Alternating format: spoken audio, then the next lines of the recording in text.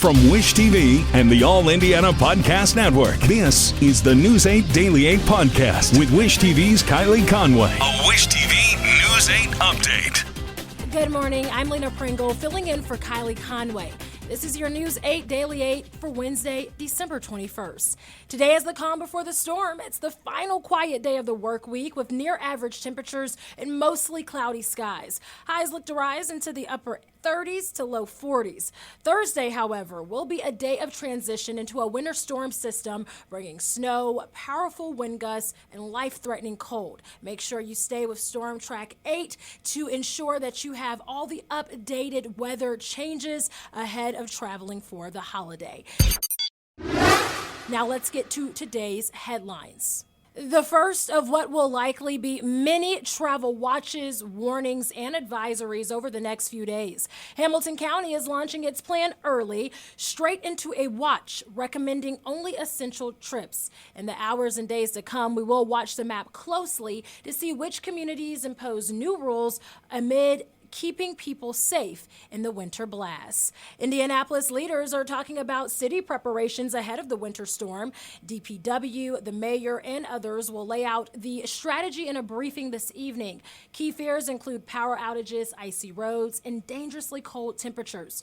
Emergency officials are urging everyone to have flashlights and blankets on the road and at home. They also warn you not to use your oven or stove to keep your home warm and to avoid using candles for light, all to prevent fires. Emergency officials say you should also stock up on any essential medications in case you can't immediately get out for refills.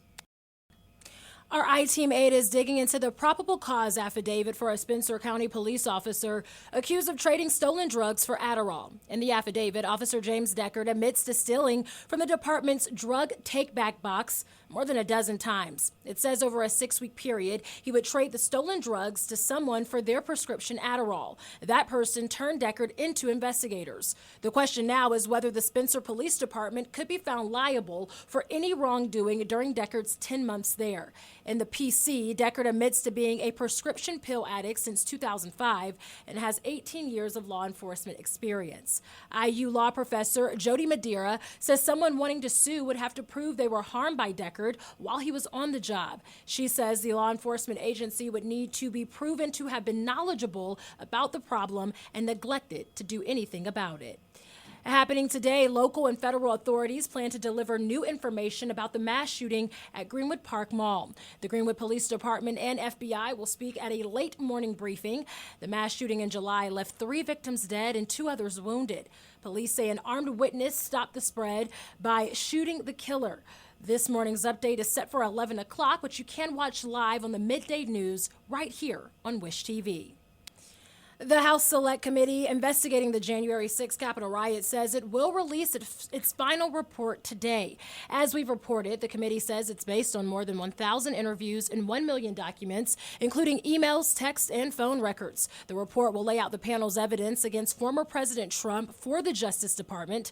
An already released summary says Trump was ultimately responsible for the insurrection, and it would have not happened without him. Also happening today, the Senate may pass a spending package to fund the government through the end of next year. The $1.7 trillion spending bill unveiled this week includes added defense spending, disaster aid, and help for Ukraine and NATO allies. It would also reshape the Electoral Count Act to avoid a repeat of the events that led to the January 6 Capitol riots. Senate passage hinges on a procedural step. To speed up the process, all 100 senators would have to agree to bring up the bill for a vote.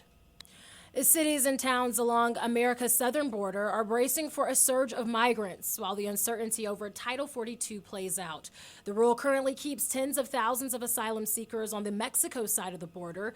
It was initially slated to end today, but the Supreme Court has temporarily ruled that it should stay in place.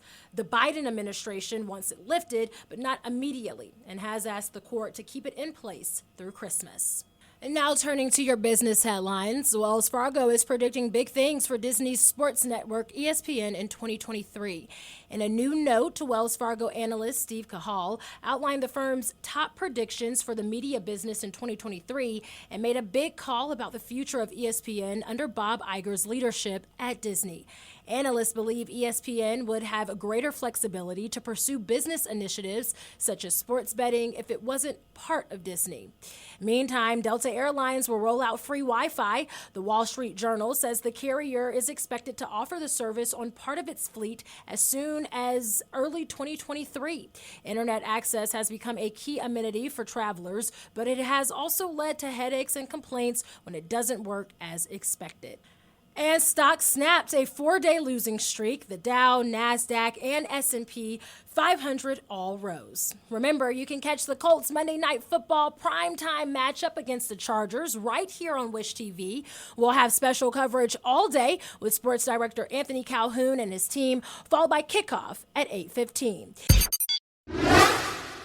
This has been your News 8 Daily 8 for Wish TV. I'm Lena Pringle. You can follow us online at wishtv.com and on Facebook when you search Wish TV. This is the News 8 Daily 8 podcast with Wish TV's Kylie Conway. A Wish TV News 8 update on demand for even more on demand and on the go. Connect with Wish TV on Facebook at wishtv.com and on the free Wish TV mobile app. Thank you for listening, and be sure to like, subscribe, and follow this podcast for updates every weekday morning on the All Indiana Podcast Network and wherever you get your podcast.